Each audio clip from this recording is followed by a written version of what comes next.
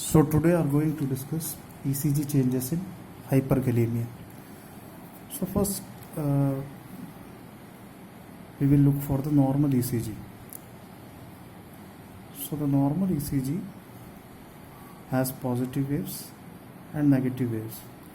This is the normal ECG. This is the first positive wave, P wave, followed by a negative wave, the Q wave, then R, S and T wave, and some person we can also have a U wave, small positive wave, which is the U wave. So this is the normal ECG. Then coming on to the different intervals. So this is the PR interval, ranging from beginning of the P wave up to the Q wave. This is the PR interval. It ranges from 0.12 seconds to 0.2 seconds. Then the QRS complex. This whole complex is called the QRS complex. So normally it ranges from 0.08 seconds to 0.12 seconds. And this is the ST segment. And this is the QT interval, from the beginning of the Q wave up to the T wave. This is the QT interval. Normally it lies within 0.4 seconds. It's an average. So now let us see the changes in ECG. So the first change in ECG. So the first change is the increase in the amplitude of T wave.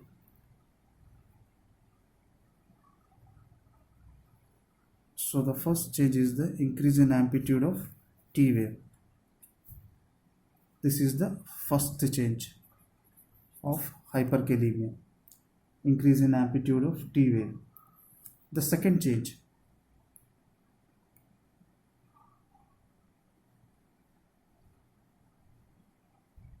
The second change is in the PR interval. There is increase in duration of PR interval. The normal PR interval extends from 0.12 seconds to 0.2 seconds. But in hyperkalemia, there is increase in PR interval. There is increase in PR interval, which is also called first degree heart block if the PR interval is greater than 0.2 seconds. First degree heart block.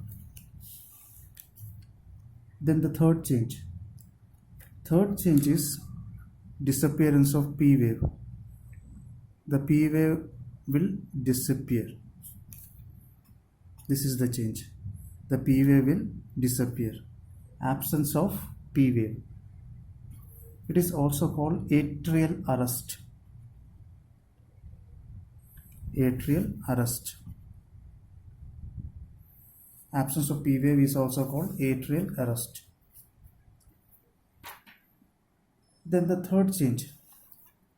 The third change is increase in QRS, increase in length of the QRS complex. So as we discussed earlier, the normal QRS interval ranges from 0.08 seconds to 0.12 seconds. So it would be greater than 0.12 seconds. The QRS complex, it would be greater than 0.12 second. And this finding is called SIN wave. SINEWAVE. So these are the ECG changes. So the first change of hyperkalemia is increase in amplitude of T wave. The second change, as the hyperkalemia increases, the second change is increase in the PR interval.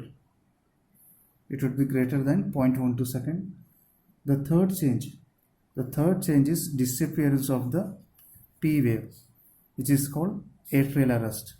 And the last change is the increase in QRS duration of QRS complex, and this is called SIN wave.